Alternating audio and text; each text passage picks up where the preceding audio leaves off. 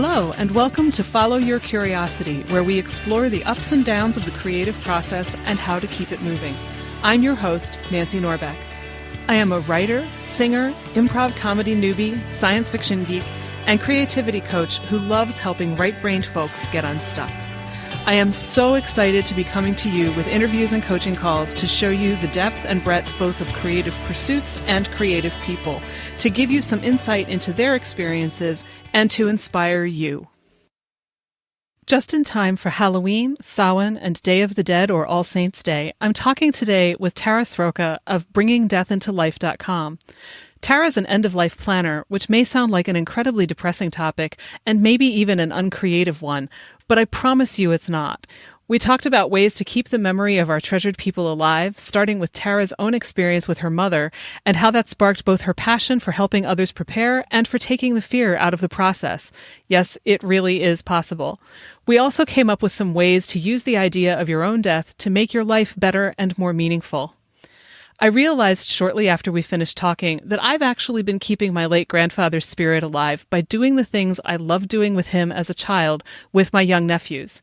Maybe you have a similar story or will have an idea for something you want to do as you listen. We'd love to hear your stories, so please do share them on Instagram at FYCuriosity. Here's my conversation with Tara Sroka. So Tara, thank you so much for talking to me today. Thanks for having me. I appreciate it. You're very welcome. So you are like from a totally different angle than most of the people that I talk to. And you're working on helping people become more comfortable with the idea of death while they're still here. How did you end up there? I had my own experience with death like a lot of people. 6 years ago, my mom passed away from lung cancer, and that changed my life completely.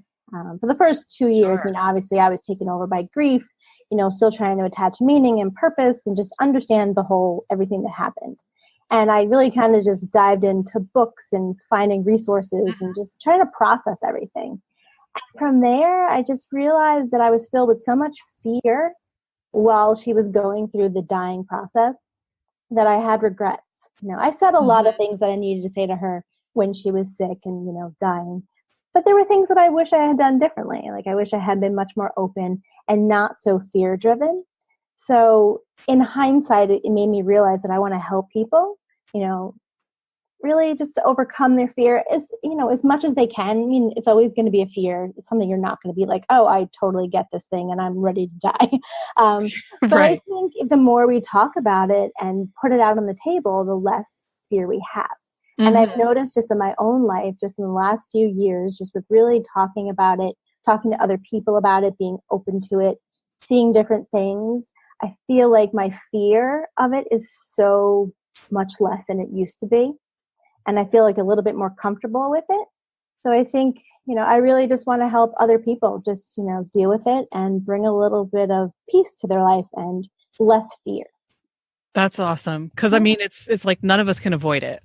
No, we can't. And, it's going to happen to everyone. We can't avoid it is right. So we can prepare for it and we can get ready for it way in advance because, we never know when it's really going to happen. It could happen sometimes 20 years, 30 years, or it could happen tomorrow. So, Right. It's better to be prepared instead of living 30 years in fear of it.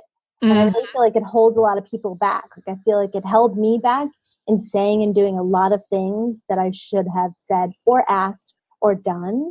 I've kind of come to terms with, everything that happened. It happened for a reason because now it's this catalyst for this business for me. Sure. And it's amazing because I know my mom is kind of like my business partner on the other side, Like she's that's kind of how I see it. Like she's spurring me on. She's my silent partner. And, she is the reason this is happening. So I love that. That's an amazing way to look at it. Yeah. It really I wish she could give me a little bit more business insights every now and again. She does in her own subtle way. Well, that's good. And yeah, as you were talking, I was thinking I've heard it said before that Americans believe that death is optional. And I think that's kind of what we do when we're, oh no, I'm not going to think about this. I have 30 years. I don't have to think about it and whatever. It's kind of how that belief comes out. It's sort of like, if I don't deal with it, then it's not going to happen, right? That good old denial thing. Or people also think like if I talk about it, then it's going to happen. the same thing. It's like, just because you talk about sex doesn't mean you're going to get pregnant. It's the same thing. Right. It's like, just because you're bringing it up does not mean it's going to happen. People are very superstitious still. And it's just, there's some people who, like, even friends of mine who, they respect what I do. They're like, I can't talk about it. And I'm like, okay, that's fine. I'm here if you need to. But yeah, even just sometimes the topic of it makes people so uncomfortable. Yeah. And I think that it doesn't even have to be, this is going to sound weird, but human death. I have a friend who is really interested in taxidermy. And, when she started doing stuff like that, it did take me a little while, though she's always been kind of fascinated by death and dead things. So I wasn't entirely surprised. And the things she makes are absolutely beautiful. But when you're not used to that, when you're really used to being part of this death is optional culture, it takes a little while. And, she sees things that I wouldn't see, she sees beauty in a bat skeleton that she went and did a workshop on. I don't remember what all she did with it, but she's got it in this little glass, cover and all of that. And it's kind of like, it wouldn't be my thing. It would look very out of place in my house, but it does kind of make you look differently and say, that's kind of interesting. It's not necessarily as creepy as I might first think. There is a beauty there, even though it's not the kind of beauty that I tend to think about. Yeah, it's just looking at it from a different perspective and just seeing how you can approach it. And I think it's been really beneficial for just people that I know too, because they appreciate that I see things a little different. And I think it's kind of helped change their perspective. Like you and your friend, it really has opened the conversation, so, in different ways that I didn't expect. And people come to me, just because they know I have, a different take on things. So I feel like I get all those weird questions and things that people come to me for. Yeah. So what kinds of things have surprised you, or maybe even not surprised you, since you started doing this? Well, maybe not surprising, but, getting people talking about it is a little bit of a challenge. But then when people know and find out what you do, then everyone wants to talk about something, because everyone's lost somebody in their life. There's a very rare chance that you haven't. And, if you haven't, that's amazing. But most people have lost somebody or have had some type of experience. So they all want to share, because it's like a community. You find connection with people with sharing your story. And it also validates your experience and your emotions. And it also validates the other person existed and lived. So it is a little bit of a hump in the beginning when I, introduce myself to people and say what I do. And, I'm always a little hesitant, but I'm getting over that myself. But then I just find that more people kind of want to talk about it. And I always find that interesting. I love that. It's funny. I go to parties and I'm always the one that ends up talking about death and dying. So it's always like, oh, I'm the Debbie Downer of the party, but it's not, because I'm really talking about things to celebrate people and celebrate life. The idea is, if we talk about death, you actually really want to celebrate life more, because you really know what's involved. You want to make it meaningful. You have limited time. You want to do more with your time. So I think, for me, it's been just very eye-opening experience. Sure. I can't imagine how it couldn't be. Yeah. How do you tend to introduce yourself to people? For a while, since I have another profession. Professionally, I'm an art director, graphic designer. So I usually would introduce myself with that. And then I would also say, as well, I'm an end-of-life planner. It's easier to kind of go in with a soft opening and then approach it from the death and dying. But over the course of the last couple months, I really have started to own it a lot more. And I'm very confident, because people need to talk about this. People need to think about planning for the future. And it's something really I'm passionate about. So now it's just, I'm an end-of-life planner. I help people think ahead for the future, and I'm definitely I own it more. And I'm much more comfortable with it. So yeah, I kind of just go direct and, just this is who I am. Here I am. How can I help you and be of service to you? And if not, then that's okay. That's fine. I'm not for everybody, and that's fine with me. And none of us are for everybody, but yeah. And that's actually, it's funny how I built my branding and my website, and just in general, I'm taking a little bit of a lighter approach. Like, I'm trying to bring a little bit of levity to a serious conversation, a serious topic. So if you go and visit my website, bringingdeathintolife.com, it's definitely cheeky. It's different. It's not your normal death funeral industry website, which is the point, because I'm all about customization, doing things differently, really representing you and thinking outside of the box. So, yeah. Yeah. And you're not coming at it from that corporate kind of angle that a lot of that stuff does too. Yeah, I'm really trying to just do something different that stands out from the rest, because that's me and that's my personality. So I'm trying to have a little bit of fun with it, because the more fun you have, and I think you relax more, you can talk about serious topics if you're, down to earth, you're having fun, you're much more open. And then I feel like you learn a lot more. You share a lot more when you're comfortable. So that's really been my approach. So. Yeah. And I'm going to bet that when you introduce yourself to people, nobody asks you about being an art director. No, not really. Or they're like, well, how did you go from one to the other? But I do have to say it's been very beneficial for me as a business to have that background, because now I feel like I can do my branding, my marketing, all of it together. And I feel it's actually really empowering, So I don't have to hire somebody else. Like, I know what my brand looks like and feels like, and I really can own it. So it's actually been really beneficial to have that background. Yeah, I would imagine. And I'm just noticing that people who are listening can't see this, but you're wearing a t-shirt that says Future Corpse. Yeah. Oh, I think there's something underneath there too that I can't see. Is that it? It all says Future Corpse. Okay. So did you come up with that yourself, or did you find it somewhere? I found it on Amazon, but I do know that other places have it. The Order of the Good Death, it's another website. They do a lot of, death positive t-shirts and things like that. So no, I've been trying to buy more just because I want to, open the conversation if I'm out in the world, and people see this, most people are not going to approach me, but you never know who you're going to meet, just like, I want to put it out in the world. I'm, willing to talk to you if you have any issues and questions, but yeah, this is new. So I'm glad you noticed it. That's really cool. I wore it today just for this. Yeah. So, when you first start talking to people and, they're in that stage where everybody's like, I don't know if I want to talk about this. How do you usually break the ice? Good question. I think just my normal personality is to have fun and just, I'm very down to earth. There's no, like, what you see is what you get. I'm not playing any games. I'm not going to try to sell you on anything. I just want to have a one-on-one intimate conversation with you. And it's just, I'll ask you about your experience. A lot of times I'll share my experience because I wear my heart on my sleeve. I will tell you my story because that's really the catalyst for everything that I've been doing. And I'm so passionate about it.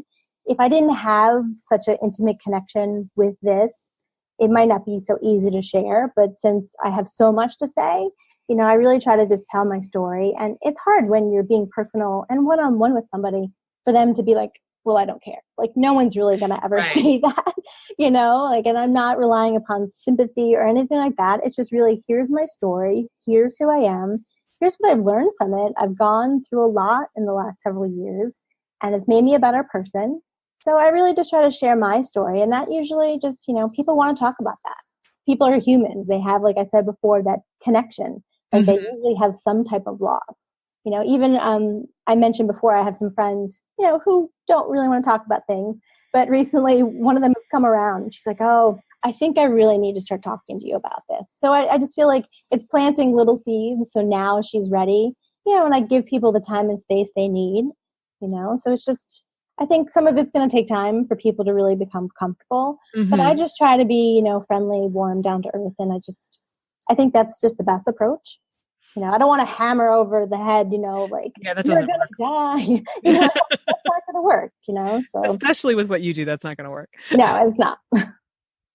Yeah. So what do people tend to be most curious about? That's a good question. I guess just lots of different options that they have is a lot of the questions. Green burial has kind of come up a lot lately. There's been so many different options and changes that are more available to them. So I have a lot of questions about that. Because before, we used to have just cremation or, regular burial, which are perfectly fine options. But now we have so many more options, with green burial, just that option. And then just recently in Washington State, there was a law that was passed for recomposting. So that's going to be available in 2020, which is amazing. I just went to a lecture recently with Katrina Spade, who runs Recompost. It's in Washington State. So basically, it's what it sounds like. They take the body, they mix it with, some natural ingredients, wood chips, water, nothing crazy. And it's just the body, and they put it in a vessel for 30 days. They turn it, and the body does a natural process where it decomposes and breaks down. And at the end of the 30-day process, there's probably some other things that they do. But at the end of it, you're going to get topsoil, and you're going to get the soil back. So then you can actually replant it, put it in your garden, make a tree, have it have available to you to do whatever you want. So that was just recently passed, and I know that's going to be a thing in 2020, and I'm excited about it. I went to this, talk about it, and I brought my husband with me, and he was just like, that's what I want. That sounds amazing, to return to nature and to be part of it, not just to be buried in the ground and to eventually go back to nature, to really be soil and to be part of that, and just to, go back to where, it all came from. It's just amazing. Yeah. I mean, I'm listening to that and I'm thinking, first of all, that sounds so much better in so many ways than typical casket burial where, you're preserved and all of that, and it takes up space, and have got to be a million environmental issues with that. But at the same time, I can also imagine the idea that, you're going to turn my grandmother into topsoil. That's really, really creepy. So have you had to have that conversation with anybody? No, not yet. It's so new that I mentioned when I was going to the saying, and some people were just like, to your point, that's creepy or that's awesome. It really depends on your perspective. If you're the one who's saying it's creepy, well, chances are, your whole life you've thought of just cremation or casket and burial. It's hard because that's kind of how we've been conditioned. Up until even 6 years ago when my mother passed away, I didn't really think anything about this. It was just what you do. And even now, when a family member passes away, I still have to remind myself there's all these other options. You don't have to follow the traditional norms, which I feel like society just kind of forces on you. So I feel like now you have to kind of take a step back and, be like, oh, I have lots of options.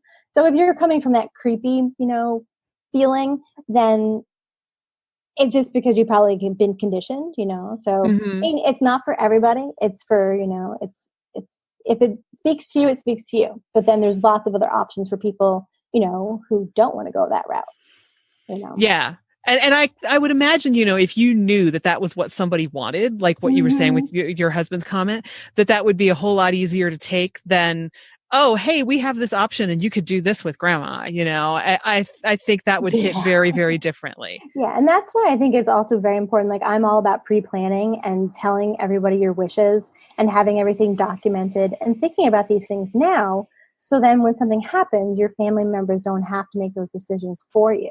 Because during that time when somebody passes away, you're emotional, you're upset, you're not in your right, frame of mind. You want to actually execute without really having to think about it. Because honestly, you're not thinking, you're just doing. So if somebody has a pre-plan and they know exactly what they want, it's so much easier to fulfill their wishes. And then you feel like you're doing them a service. You're doing it with love.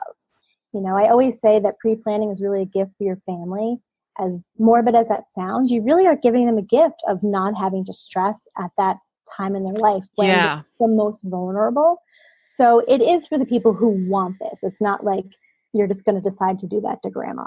If grandma talked about it and was an avid gardener and loved it and, wanted her, remains to, be spread in her garden, and you were going to tend to that and take that over as the family legacy, then that's, that would be something I would suggest, but I wouldn't randomly say, let's do that to grandma. Yeah. Yeah.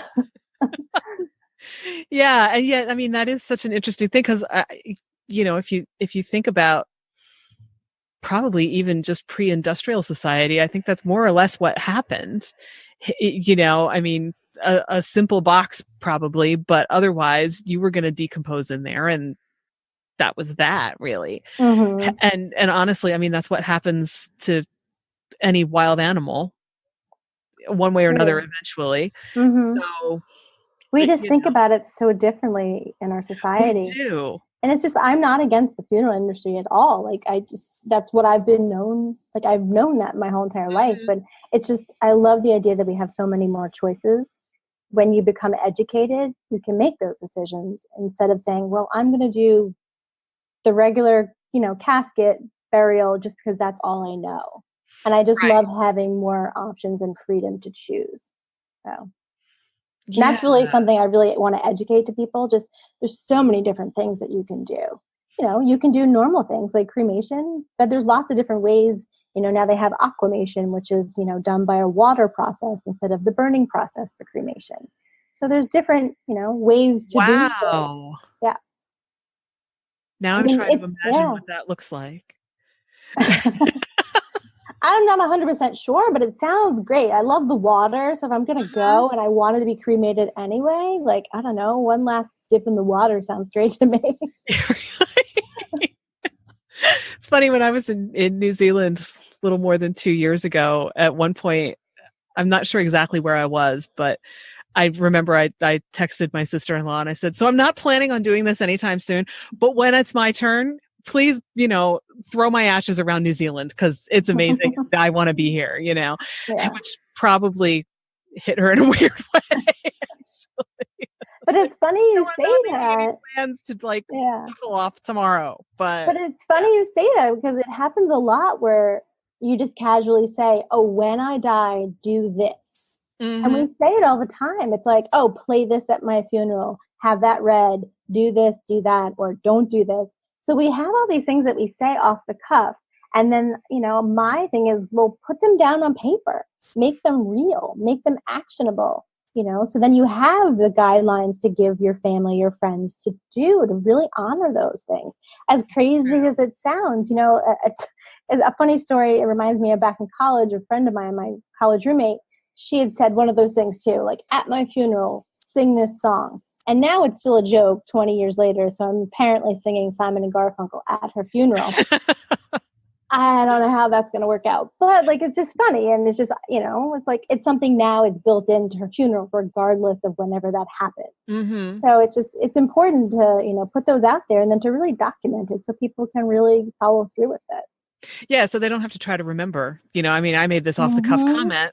I can't really imagine that I'll think of a more beautiful place that I'd want to be, but that doesn't mean that anybody's going to remember.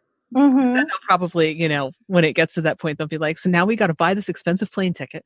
I know. That's the hard thing, is because people want to be scattered and, do all these things in remote places. So it has to be, somewhat realistic for the person you're giving that responsibility to, or you're giving them a means to do it. You're planning for it. If you have life insurance or something, maybe you set some aside for that, things like that to think about. It's just, even when my grandfather passed away, he wanted to go back to England. And sadly, his urn is still here. It's just we haven't had that opportunity and money and resources, So it's just, you don't want grandma or grandpa to be sitting in a closet or on a shelf forever when they should be somewhere else. It's hard because that happens a lot. It happens a lot more than we think about. So, yeah. Yeah. And, the other thing that I'm thinking is that, the other thing that people are really more likely, at least in my experience, to just throw out as an offhand comment is, I want this on my tombstone. But I feel like we're doing tombstones less and less these days. So what do we do instead? Where does that thing that we want to be associated with, that quote or comment or whatever, where does that end up? I guess there's various places, I think we have a lot of opportunities online now. Facebook has a way to convert your profiles into like a digital legacy. So somebody can keep that up as a tribute if they wanted to. That's an option. And there's probably tons of options online as well, from memorial sites to things like that, or, even an obituary. I would think sometimes if you're sick, or even if you're not, and you want to write your obituary now, and there's tons of them that are so funny and avant-garde and not your standard templatized version. Those, I think, are a huge legacy in general, just because they're very different. So, thinking things like that outside of the box, that's, those are the things that I would work with clients on to figure out what could we do? What represents you and your personality? Like maybe, you want to write your own obit. Maybe it's, something totally different that we haven't even thought about. But, during our sessions, it really depends on the personality of the person and what really speaks to them. Maybe they're a writer. Maybe they want to leave some type of legacy in writing. Maybe they're an artist, and that's how they do it. They want to express it in artwork or something. So it really depends on the person and what their mode of expression is, you know. That's an interesting idea to, paint something to memorialize you. You know, I mean, the obituary thing is, everybody does one, though you're right. Not everybody does one the same way. And Lord knows some of the ones that I've seen have been just phenomenal. You feel like you know this person after you've read it, even though you don't even live on the same part of the country or part of the world. But yeah, I never thought about that. Like to design something to leave. That's such an interesting idea. Yeah, I mean, it's nice as a legacy. I mean, I've heard of people who've left, like we talked about with Grandma in the Garden. Like if like that was something special and meaningful for her, maybe it's her garden as her legacy. And, maybe at the funeral you give out forget-me-not flowers or something that ties back to the garden. You can plant it or some kind of connection. So it's a legacy project for the family. And then if you start it with the person who's passed away and you continue it, it definitely has more meaning and connection. So you can remember them with fond memories, being like, oh, remember when we did this in Grandma's garden? And it was so meaningful and powerful. So I think there's different things that you can do. That's why planning is so important and thinking about it. So then when, it happens and you don't have a tombstone or you don't have a place to visit, like a typical grave, you have these things where you can go to and visit and have that special feeling. Yeah, I like that. That actually feels way better to me than I'm going to go visit a hunk of rock that has somebody's name on it. It represents that person, and Lord knows I've done it. So it's not like I'm saying it's a terrible thing. I totally understand the pull, but I think I really like the idea of, I'm going to go visit somebody's garden, or I'm going to go look at the painting that she left, or, watch the play that she wrote, or, read the obituary that she wrote for herself. Speaking of which, have you written your own? No, I haven't. And it is on my list. I have done my whole funeral planning and I have documented everything. But the crazy thing and the great thing is in my business, I've learned so much every month, every week. I keep wanting to change it. And I need to change it because since I've done it last year with writing everything down, I have come up with so many more ideas with just, things that are available, talking to clients, just seeing things in the world that I'm just like, I want to add that to my list. I need to add that to my list. So the great thing is you can keep changing it. You can keep evolving it. You can keep adding to it. Again, keep in mind logistics and money. My husband's just like, oh, if you go before me, it's going to be really hard to pull this off because you have like a lot of great ideas, but there are a lot of big ideas. So, again, it's within means. So, yeah. So, like, I've done that, so I have not written the obituary. That's something I need to do. I think one of the things that holds people back is they're just like, well, that's going to happen in 50 years. I don't know what's going to happen in 50 years. I haven't accomplished anything right now. I don't feel like I'm in a good place to write it. And I understand that. That's valid. But you've lived a life, whatever age you are. You've lived, you've had experiences, you've touched people's lives, you're here. So I think you have definitely things that you can talk about. Even if you just start it, that's a start, and I like to just come from, the attitude of, expression. Don't do the regular, I'm from this place, I went to college here. It's not your resume.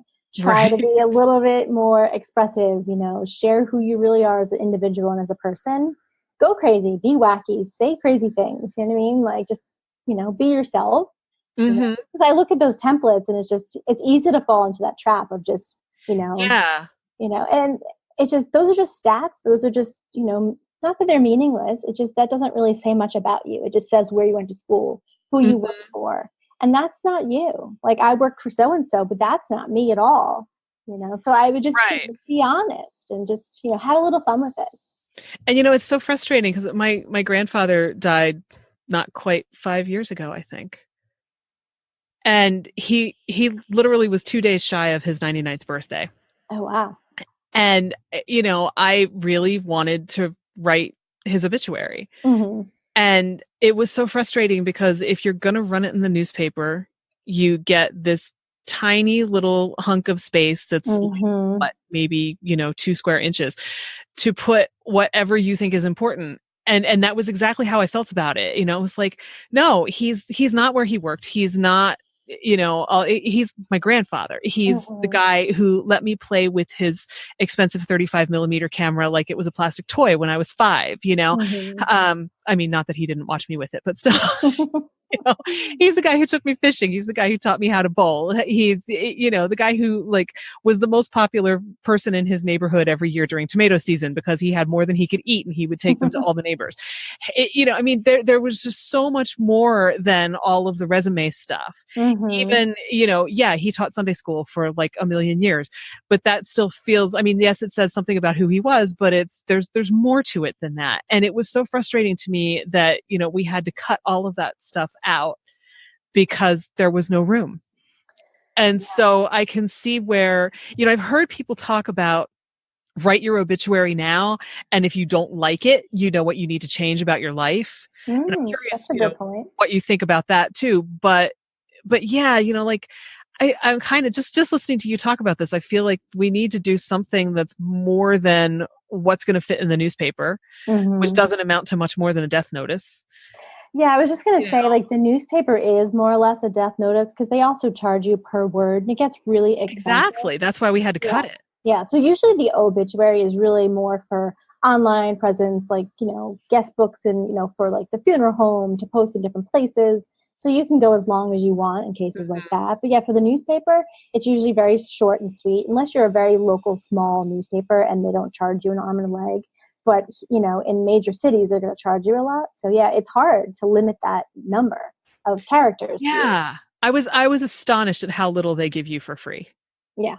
Well, yeah, really nothing seems to be free anymore. Yeah, well, that's especially, true. Not to say it, but weddings and funerals, it's an expensive industry. Really is.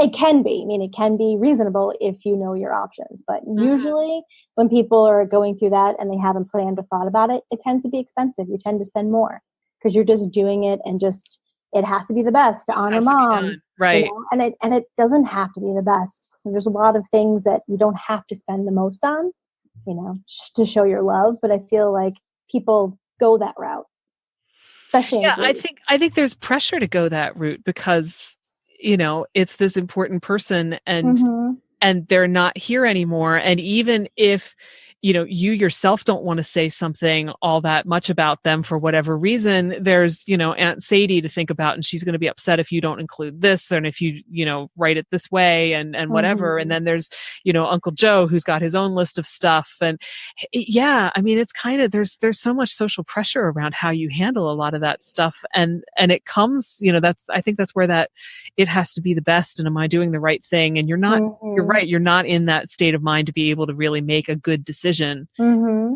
that moment. That's why planning ahead is really good because then you can make those decisions. What really speaks to you? Like, okay, you put in your, directive and your papers. I don't want any, if you wanted a traditional casket burial, say, well, I don't want any more than $3,000 to be spent on this. Say those things because then you can avoid the family dramas. So then there's no fighting. That everybody knows what you want. It's not guessing. It's not trying to prove yourself. If you, but you have to hope your family really honors your wishes. Right. You can't guarantee that at all. Like writing your family, your final wishes down is not like a legally binding document. You can't make people do something and you're not here to make it happen. So you have to hope it's honored, but putting it out there in writing and having it documented, I think is super helpful. Makes it a lot more likely. It does, and then you see it in paper. Okay, well, she didn't want us to spend a lot of money. So then I'm not going to feel bad. It's not a reflection of my love or loyalty that I didn't spend this money. Yeah. Yeah. Yeah. And then it's also easier to point at the piece of paper and say, I know you want this, but this is what she wanted. Yeah. And hopefully there's less arguments about it or less, bickering. Because usually during that time, it gets stressful. There's arguments, there's heated moments, and it's just so much stress that you can avoid. It's tense. It can be tense. Yeah, absolutely. And divvying things up. There are so many horror stories about that. There are certain things that, I told my mother years ago, years before I thought that this was going to happen because they moved. So I ended up with the things that I asked for, but there's a double portrait of her parents that I really liked. And I said, whenever you no longer have a place to keep this, I want it. and I don't think there was ever any argument about it. It's not like I can't imagine that my brother ever would have argued about that, but not like anything like that happened. So I'm also realizing as I'm talking to you that I should probably see if there's anything else like that we should kind of be like, do you want this thing when it comes down to, Yeah, whatever. that makes sense. Just to talk about it now, just to have it out in the open. Yeah. It causes less problems. A friend of mine, she's an elderly woman, and it's so funny. She has a bequeath list. So anytime that people come to her house as a friend, she's like, what do you want? Look around my house and put a sticker and write down on a notepad anything when I pass away that you want that isn't already spoken for. So she has a list, and she has somebody who's in charge of that list. So when, ultimately she passes away, they will be the one to bequeath all the stuff. And I thought that was just amazing. And it was also so generous and open that she's just, wants to give her stuff to her friends and her family and have certain connections. So like now it's just like you have a connection with that person and that object. I just thought that was so lovely. So I think just discussing it in advance, if there's something that means something to you or to her and you have that connection, like talk about it. Yeah. So then you don't have to fight over it. Right. And I'm hearing you say that there were two women that I knew, and I really regarded both of them as sort of an unofficial adopted grandmother. Because I just got along so well with them. I absolutely loved both of them to bits. And the last time I saw each of them in their own home, it was the last time I saw her at all, I'm pretty sure.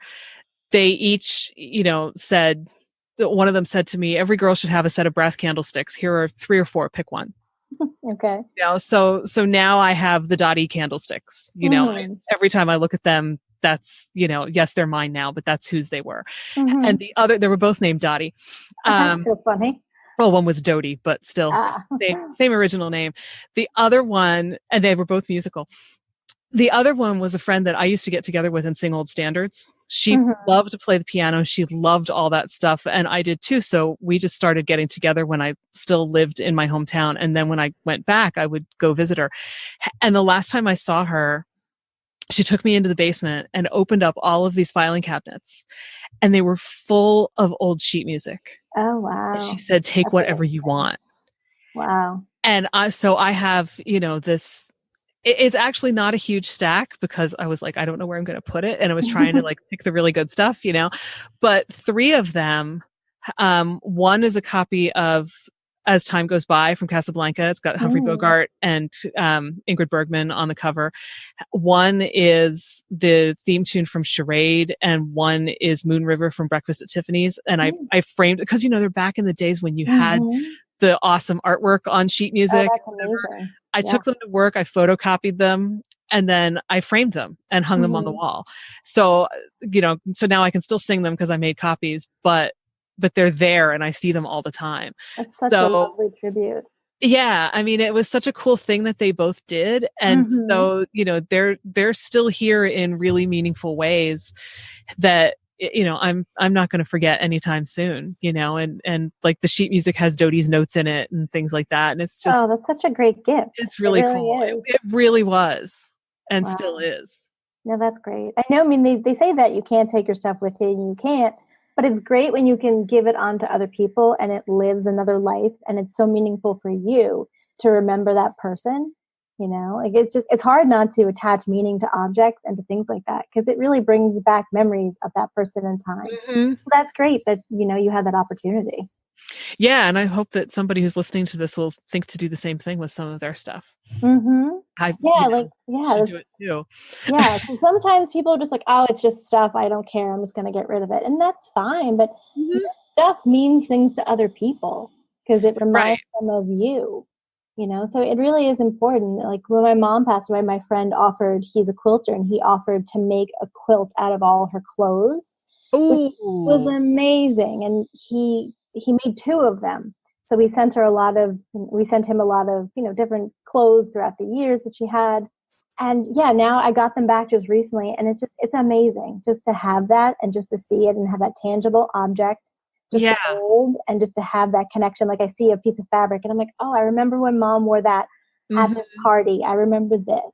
It brings you back, and it just makes you feel closer, as if like they're not gone. So yeah. They're amazing. still there in a different way. Mm-hmm. And I think even if you get rid of stuff, there's merit to taking pictures of some of it, just so Yes, that you true. have the memories of the things that reminded you, that you Mm-hmm. played with or whatever. Yeah, that's a good idea because it's hard in this day and age to collect other things of other people's. Mm-hmm. We just had a family member or a family friend pass away. We had to clean out their apartment. And to that point, I seem to have collected a lot of stuff because I can't let go of stuff. I'm a stuff collector. Mm-hmm. But to your point, it's a great idea to take pictures and then let go of it that way. To figure out how then it works into your digital life. And how does that work into a digital legacy? So yeah, there's lots of different options to get rid of stuff, but to really document it. Yeah. So what do you think of that idea of writing your obituary and seeing if you like what you find in it? I love that idea when you mentioned it. It's so true. Like if you don't like what you write and you don't feel like you have anything besides the standard templatized, I went to this school, then it is a experience and an opportunity for you to change things. I think it's good to kind of then reevaluate. I mean, if you see it and you're fine with it and you come to terms with that, that's fine. But if you see that there's so much more room for growth and opportunity, then I think that's really a great opportunity to change things. I really do. Because Yeah. you don't know how much more time you have, so why not make the most of it? Tackle your bucket list. Do something different. Like I'm all about trying, not that I do a lot of things that scare me on a regular basis, but I try to, and I feel like I become much more empowered.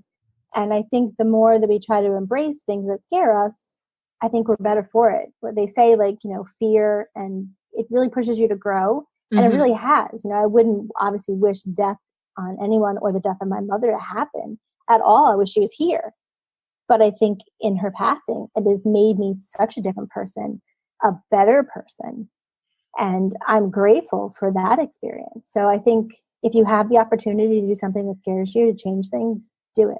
Just start today, start small, even if it's something super simple. Just do it, because in a year or 2, 5 years, you'd be like, wow, I started it, I did something, I made a change.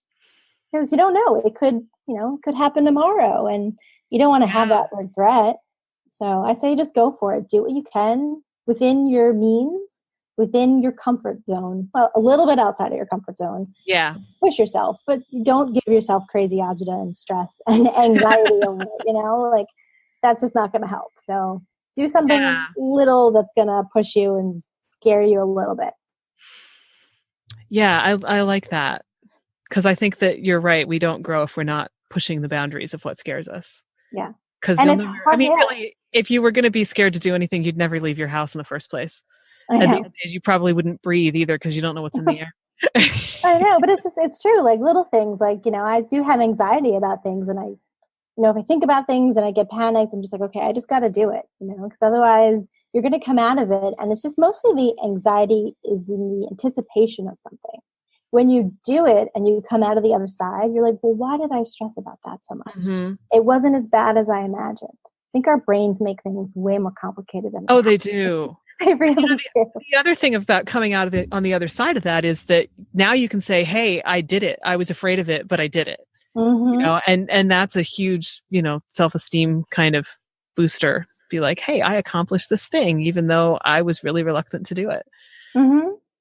In fact, as we've been talking, I've also been thinking sort of, from the idea of writing the obituary now and seeing what you think, I think it could be really, really interesting to and your friends would probably look at you really strangely if you suggested this, but kind of to say to them, I want to have, 5 or 6 of you over and I want you to help me write my obituary. I want you to put, tell me what kind of stuff I should put in there that I might not have thought about. Oh, I love this idea. Because it's so easy to overlook the things that we take for granted, that we don't realize.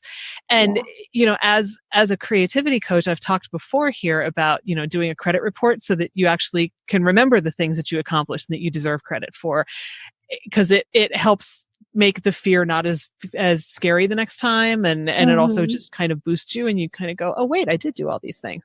And I think that could be such a fabulously affirming and fun thing to do, even though you have to get everybody past the idea that, no, I'm not planning on dying tomorrow.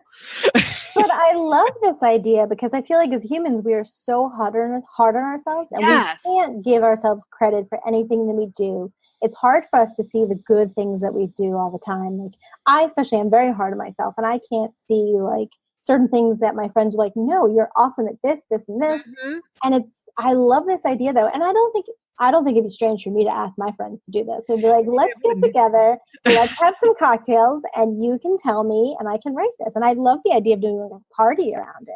Yeah, because if you're all friends who know each other, you could do it for everybody at the same time. Yeah, I think this is a great idea. I think I see a new event in my future. I think it's a great idea. Good, because I kind of want to play with it. I know. I think there's a lot of potential. Yeah. It just sounds to me like, don't take yourself for granted. This is all stuff you've done that you deserve to, it's worthy of going into this thing. I mean, like I said, with my grandfather, most people don't care that, he played board games with me or taught me to fish or, whatever. But to me, that's big stuff, and it might not, he may not have been aware of how much it meant to me that he always had a joke. Even if it wasn't a good joke, he always had a joke. And he loved telling them because he loved to make people laugh. And that is the kind of thing that I think a lot of us wouldn't think twice about. It's just like, oh yeah, that's just the weird thing I do. Nobody cares. But no, somebody cares. It makes it. If we didn't do it anymore, we'd miss it. It's a big impact. I recently read that sometimes the things that you do impact other people that you have no idea. And then that causes a ripple in those people's lives to do X, Y, and Z. And you are the catalyst, and you may not even know it. So I think it's great to hear some of those things come back to you. And you're like, oh, I didn't realize like me just saying those words to you would give you this effect, and you would go and do this. So I think that's a great idea. And I think it's great to kind of support each other. And I think you can do it in a fun way where, again, you're talking about this, a serious topic, but you're doing it with a lighthearted touch and to make it approachable. I think that's the key, is really just to be approachable and to have fun with it, just to give a little lightness. But I love this idea. I think it's great. Yeah. And I think, that whole making it not so scary thing, it's like, nobody's talking about dying right this second. Though I will say, kind of, you talked about this a minute ago, when right around the time I turned 40, and I gather this is not uncommon, though I didn't realize it at the time, I suddenly kind of said, wait a minute, I'm probably right around halfway through here, maybe slightly less, but maybe not. And I didn't realize that. And there are all of these things that I kind of wanted to do. And I better get cracking. Yeah, I'm starting to feel that way too. It's just, like all of a sudden it's like, if I don't get another 40 years, then what happens to all the things I didn't do? Which is a mighty sobering moment. In fact, I saw a sign recently that said, I really thought getting older would take longer. Oh my God, I know. And I laughed because I was like, super fast. Yeah, I really, really did actually. I know. I always think when people had said that and you were younger, it was just like, okay, sure. But then as you get older, you see how fast it goes and how much it goes by in a blink of an eye. And then you make all these excuses for why you don't do these things. And I'm starting to realize, like you said, you hit a certain age and then I think you have a little bit more perspective. And then you realize that I have a lot more that I want to do and I really need to do it because there shouldn't be excuses. I don't want to have regrets. Like, it's just, I'm trying to tackle my bucket list. I think, right around the same time, a lot of this was happening and, I was trying to figure out what I wanted to do. I too had turned 40 and I was starting to have all these questions of just about life and everything, but I'm trying to do a lot more of things that are really scary, things that are on my bucket list, things that I want to see, experience. Yeah, it really makes you reevaluate things. And it really does. It pushes you to really want to get them done, or at least try to. It does, though. I find that, a lot of the time that's not what's at the forefront of my mind. I forget about it until I happen to think about the numbers again. And I was, I guess, I had already turned 40 when my first nephew was born. And he's 7 this year. But I made the mistake when I first went to meet him of, saying to myself, so when he's my age, how old will I be? Which is obviously take my age and multiply by 2. So it's not difficult math. And I immediately went, oh, I'll be 80. I wish I hadn't thought about that. So I think there's kind of this, like, this dueling sense of, I don't have a lot of time. I need to do the things I want to do. And I don't really want to think about how much time I don't have left. That denial getting in there along with there's pressure now to do these things, which maybe helps, because I think if you put too much pressure on yourself, you paralyze yourself. But at the same time, if you pretend like it's not real, then you will get to the end and say, oh, look, I spent my whole life in the office. Yeah, I think you have to have a good balance of not scared, like not paralyzing yourself with fear and pressure, but living your life and trying to do what you can. But yeah, it's hard to find that balance sometimes. I feel like just like before, you just get in your head and it's hard to balance that. It really is. It really is.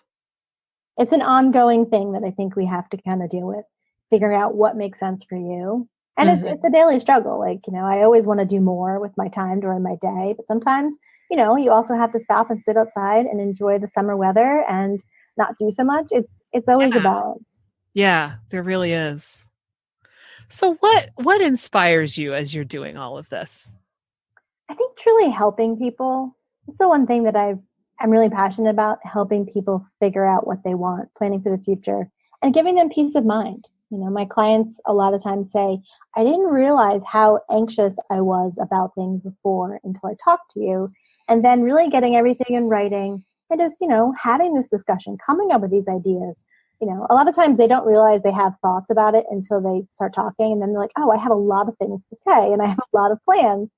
So I think just helping people come to terms with it and setting their mind at ease. So then they know their wishes are documented. They know there's a plan in place.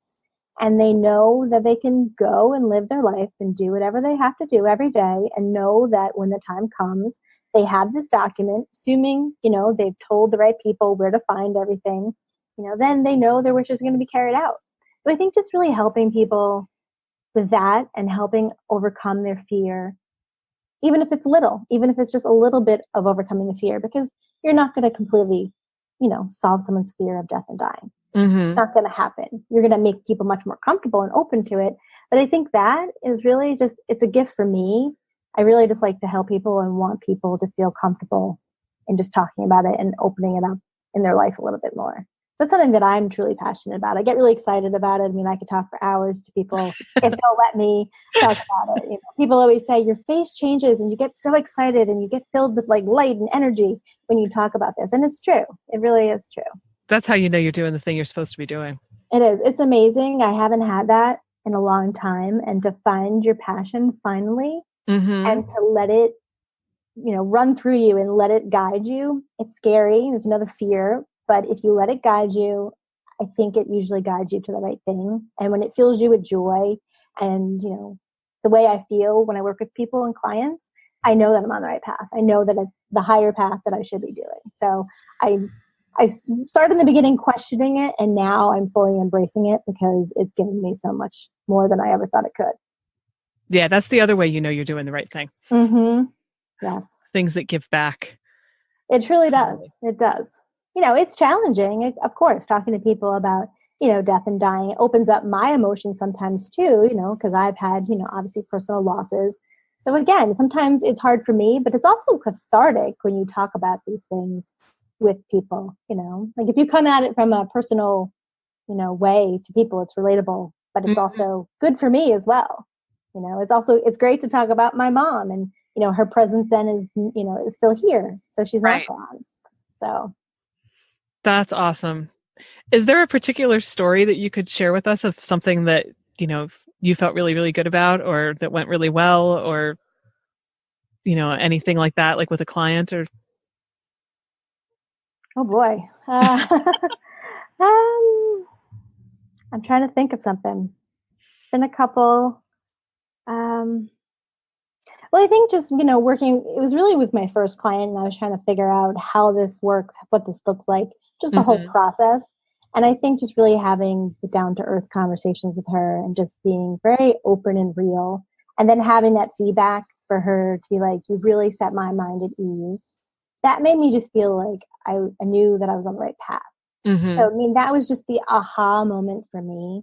Because I was at that point, I knew I wanted to help people, in this field, be comfortable, plan things. But I really wasn't sure how. And, I'm still refining things. But just talking to her and having some feedback that was positive, and I knew this would change her outlook on things, that was powerful. So I mean, I'm sure there's other stories, there's other interesting things, but that's the one thing that I really took away from that, and it really helped me move forward with my other clients. It gave me that power, that feeling of confidence that I can help other people feel that way. Yeah. And now that you're saying that, I feel like we've just kind of, without calling it the guide to figuring out the things you should really be doing, I think we've just sort of done it, right? The things that light you up, the things that give something back to you, and the feedback that says, yeah, you're actually on the right path. Yeah, it's invaluable. And like, I'm giving of myself to help them, but they also are giving back to me to really enforce what I'm doing. So I really feel like it's a mutually beneficial experience. And plus I'm learning a lot from them. They have, like, some of my clients have great ideas. Like one client, it was like, I don't want a funeral. I want to have people go bowling. And I'm like, okay, that's awesome. Like, do something that's different. I love when people come up with all these different, out of the box thinking. It helps me then be creative and think of things that I want to do that aren't typical. So I get a lot of great ideas from my clients. One client wants to do something like a picnic in the woods and have like this whole thing at twilight. And it just sounds beautiful. That's cool. And it's just things that since we're so structured and conditioned to think one way for, just from your years of experience, it's just nice and refreshing to hear other people's ideas. So no, I get a lot out of working with clients. So it's been great. Yeah. And I think if you're in anything like that, I mean, just like when I was teaching, I used to say, half jokingly, but really not, that I learn more from my kids than they do from me. But I really think if you're not learning more from your students as a teacher, you're not doing it right. Which isn't to say that you're not actually teaching them anything, but if you're not learning, you're not paying attention, you're not hearing what they say and all that. And I think the same is true with coaching and with anything where you're working with other people, one-on-one or in small groups. I think the fact that you're learning is a sign that you're listening and you're assimilating new information, you're taking it in, and then you're helping to, come up with something else. So yeah, you have to be open and adaptable to what people say, because maybe their ideas are not things that you have thought about. Maybe it's not something you even would do, but I'm going to honor you and say, hey, if that reflects you as a person, then that's great. I want this to be about you and what it represents for your life. It doesn't have to look good and be what I would want, but as long as you're happy with it and this is what you choose, then that's great. So it's just being open-minded and adaptable to whatever they say. Yeah. And I think other people need to be open-minded and adaptable to the idea of doing something in the woods at twilight or going bowling. Cause I was sort of sitting there thinking, I could imagine if, now I'm not known for going bowling. I haven't really done that since I was a kid, but, I could just imagine somebody being like, I have to go bowling. You died and I have to go bowling. Is this how I have to prove to you how much I loved you? But, I think it depends on the person, because if that's that person and that represents them, then you're going to go because you're going to know that this is really representative of them. Like, I would hope. I would hope so. I don't think you're doing it because you want to watch people wear bowling shoes and be total jerk about it. I think you're doing it because that's what really meant something to you. Yeah. But I'm sure there's going to be people that are like, what? But that's on them. So. That's true. I mean, I could imagine, say, because this would be so me. And I've thought about this as you've been saying, something that really reflects you. And I thought, well, what would reflect my life? In part, an urn that looked like a police box would reflect my life. That would be perfect. And I can totally see that. But at the same time, I can also see certain people in my family rolling their eyes. Maybe I would hope getting a laugh out of it, but I could totally see them rolling their eyes. And yet it shouldn't come as any surprise because it hasn't gone away for 35 years now. So what makes anybody think it's going to? But, but the thing is, if you didn't do that or bring some type of personality into it, then I think they'd be more surprised. That could be, I would hope. Yeah, because it's been such a part of your life that if you didn't do something like a personal touch, then I just feel like people will be like, oh, well, that's a wasted opportunity. I feel like, Yeah. And for anybody who's listening who doesn't understand the police box reference, it's a Doctor Who thing that y'all know that's a thing with me. And I fully embrace it. I'm a Whovian, so I totally embrace it. Yes. We just discovered that before we started this interview, which is awesome. So yeah, I mean, I could totally see somebody, rolling their eyes at that, but, oh, well, as you say, that's on them, So yeah. And if they don't like it, then you can just, send them signs and haunt them and convert them. So. That's true. That's true. The threat of haunting is always active in that situation. Oh, I wonder how often that happens. I don't know. I don't know about hauntings, but I do know, at least my belief is the other side. They send so many signs. We just need to be open to them. Mm-hmm. So they're constant. I get a lot of signs and affirmations and just reinforcement of, that I'm on the right path. Sometimes you don't see them because sometimes you're just, you're in your own life and you're in your own head and you don't see them. But I definitely am a firm believer that you have people on the other side looking out for you and they're here. It's just if you're aware and you pay attention, you'll see them and you'll have them in your life. Like my mom as my silent business partner. I still think that's brilliant. Yeah. And I don't have to pay her, so it's great. I pay her with love and gratitude. And that's probably what she really wants. Even when she was here, that's probably what she was really hoping for, But yeah, and I think that's a great way to keep her alive for you. That's brilliant. It is. And I think that's why it was important for me to find my path, because this is really a tribute to her. And I think that's why I really want to do this and to give back. It's important. And it's important for me to make it work just because of that. And sometimes it's a little added pressure when you're doing something as a tribute to somebody. Mm-hmm. But, I'm trying my best to do it. So, well, and I think, if you keep in mind that the person that you're doing it as a tribute to understands that you're human and you're not perfect and wouldn't really want you to lose sleep over, am I doing this exactly the way that my mom would have wanted or would most appreciate or whatever? Mm-hmm. I think that helps a lot because, I just don't think when it comes right down to it, I don't think that anybody wants anyone else to be what my 8th grade home ec teacher referred to as a paralyzed perfectionist, because it's not any fun to land in that space. You should just be enjoying it and doing the best you can with it and having fun with it. And that's really what anybody wants. It is. And it's really just been about the journey. It's been a lot of learning about myself. So I really appreciate that. Yeah, that's awesome. Thank you. Thank you. This has been a really, really interesting conversation. Totally different than, the kind of things that we usually talk about, and yet really kind of not in many ways. So yeah, thanks so much. Thank you. I'm really glad that we can do this.